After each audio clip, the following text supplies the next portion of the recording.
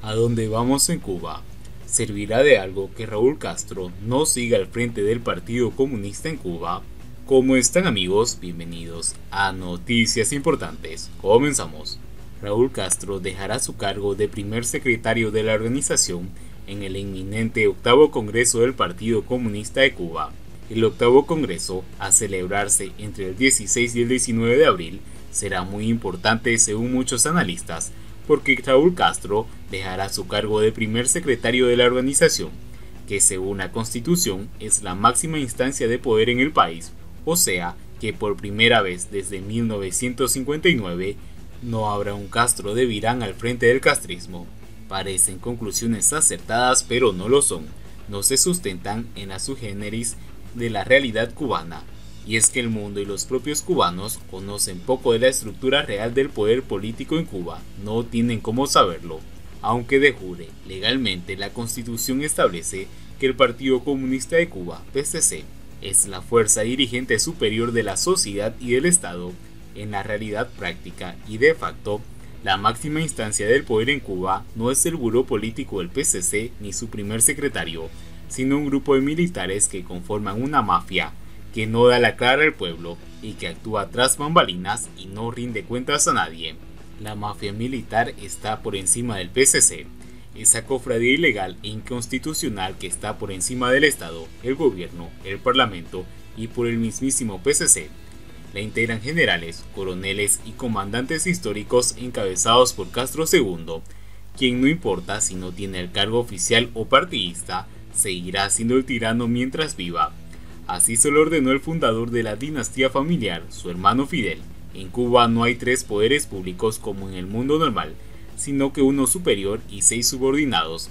El superior es el de la mafia militar, por encima del bien y del mal, pero en la práctica es un estado paralelo clandestino que somete a todos los poderes públicos restantes. Estos últimos son poderes subordinados, de hecho, están subdivididos en niveles en cuanto al poder real. En un nivel superior está el Buró Político y el Comité Central del PCC y su secretario, que también están por encima del Estado formal, las leyes y la Constitución, y en un nivel inferior se hallan el Presidente de la República, el Consejo de Estado, el Primer Ministro, el Consejo de Ministros y la Asamblea Nacional del Poder Popular. Vale destacar que el Parlamento castrista es una farsa, solo aprueba lo que ordena el dictador, la mafia o el PCC. Los diputados jamás han propuesto ni aprobado nada por una iniciativa propia e independiente. Otro detalle casi desconocido es que en el buró político solamente cuentan los generales y los comandantes históricos. Ellos toman las decisiones importantes. Los restantes miembros solo opinan si los dejan y aprueban sin chistar todo lo que deciden los militares. La numerosa membresía del buró político, 17 integrantes en total, es solo para el figurado, como se dice, pues es un número muy sobredimensionado. Basta saber que el Partido Comunista de Vietnam tiene 4,5 millones de militantes y el buró político tiene 16 miembros, uno menos que el Partido Castrista, que cuenta con 670.000 militantes, y el Partido Comunista Chino tiene 87 millones de militantes y su buró político cuenta con 25 miembros. De haber en Pekín la proporción aplicada en Cuba, el buró político en China debería tener 2.000 miembros. Que tantos hombres y mujeres formen parte del máximo club partidista tiene dos propósitos básicos: dar una imagen de democracia y para darles nivel político a funcionarios con cargo muy importante en el gobierno, el PCC y organizaciones de masas, para que les teman y no se atrevan a contradecirlos. Por otra parte, no importa lo que diga la Constitución, en Cuba la condición de dictador no la confiere la jefatura del Estado ni la del PCC, sino el ser jefe militar de la nación. Por lo tanto, Raúl Castro seguirá siendo el jefe de jefes hasta que muera. Lógicamente, luego del 19 de abril, el nuevo primer secretario del PCC será considerado oficialmente como el nuevo dictador y el número uno, pero esto será falso. Tendrá que consultarlo todo el tiempo con Castro II y sus mafiosos, que son sus jefes. El nuevo primer secretario no será ya el número uno. Precisamente lo único verdaderamente novedoso en el octavo Congreso será que por primera vez el primer secretario del PCC no será el mandamás principal de la nación. Hasta ahora, siempre el cargo top partidista lo ostentaron los hermanos Castros, que simultáneamente eran los jefes máximos militares. Ahora, el nuevo jefe del PCC no será el máximo jefe militar y será visible que no es el jefe de jefes. Otro aspecto que algunos consideran importante es el relevo del buró político de los principales dinosaurios de la Sierra Maestra. Es una falsa percepción igualmente. Al menos uno o dos generales históricos menos ancianos continuarán en el buró político y entrarán Ventura, Ramiro Valdés y alguno otro que los generales históricos que sean relevados al buró político. Además, esos sustituidos por el fundador del castrismo, por derecho propio, seguirán mandando en Cuba. Hasta el momento de finalizar el 8º Congreso, en la cúspide del castrismo, a Raúl Castro le siguen los comandantes históricos Machado Ventura y Ramiro Valdés, y los generales Leopoldo Sintras Frías, ministro de las FARC, Álvaro López Miera, viceministro primero de la FARC y jefe del Estado Mayor, y Luis Alberto Rodríguez López Callejas, zar de las empresas militares y la cabeza visible del imperio económico y financiero Gaesa, y el general Lázaro Alberto Álvarez, ministro del Interior. También los generales de 3 estrellas, Ramón Espinosa y Joaquín Quintasola. Igualmente son los jefes de los 3 ejércitos, Occidente, Centro y Oriente, que mandan las tropas sobre el terreno, y también 2 o 3 generales más, cuyos nombres pueden variar según su cercanía con el dictador. ¿Acaso cree Díaz-Canel que es el jefe supremo militar? ¿Cuáles de los históricos serán dejados fuera del buró político? Carece de relevancia.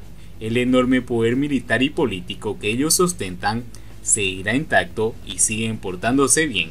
Poco aportará si el nuevo primer secretario del PCC se llama Díaz-Canel o designan a fulanito o menganito. No será el hombre fuerte, porque además de todo lo anterior, hay otro detalle fundamental también casi desconocido en Cuba y en el extranjero. La Constitución establece que es el presidente de la República, es el jefe supremo de las Fuerzas Armadas. ¿Se cree eso Díaz-Canel? ¿Se lo cree alguien en Cuba? ¿Le puede alguien insinuar siquiera al general Castro que no es el máximo jefe militar, el número 1 de Cuba? Mientras esté vivo Castro II no lo creo. Por lo demás, a juzgar de la agenda del Congreso divulgada en el diario Grama, el conclave partidista será una expresión anticubana de inmovilismo cavernario, así como Raúl Castro se encargó personalmente de dirigir el proceso de redacción de la nueva Constitución comunista para perpetuar institucionalmente a la mafia militar en el poder. En este, probablemente su último congreso, cumplirá 90 años en junio, amarrará muy bien todos los cabos. El dictador no dejará nada suelto, porque él y su generalato quieren evitar sorpresas con la sucesión de históricos y que no aparezca algún gallo tapado tipo Gorbachov a querer echar abajo el capitalismo militar cooperativo de Estado de corte fascista que él y la mafia militar han diseñado para la sucesión neocastrista. Pero una cosa es con guitarra y otra con violín.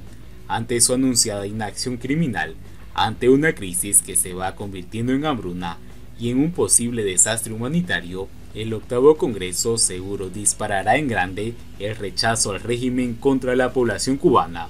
Parafraseando paradójicamente al Che Guevara, este Congreso comunista podría completar las condiciones objetivas y subjetivas para que los cubanos, ya cansados de las canalladas y de pasar hambre, produzcan sorpresas no previstas por la mafia raulista. Con amarres y todo, a Castro II puede salirle el tiro por la culata. Terminando con las noticias, Cuba reportó un nuevo récord con 1077 casos positivos de coronavirus. El Ministerio de Salud Pública de Cuba dio a conocer un nuevo récord de casos de coronavirus en la isla, con 1077 nuevos contagios en las últimas 24 horas y 4 fallecidos debido a las complicaciones derivadas del COVID-19. Los fallecimientos fueron 2 mujeres y 2 hombres con edades comprendidas entre los 64 y 95 años de edad. Y con esos datos se elevó a 77.353 el acumulado desde el inicio de la pandemia y 429 la cantidad de fallecidos. Y bien amigos, así vamos terminando las noticias importantes del día de hoy.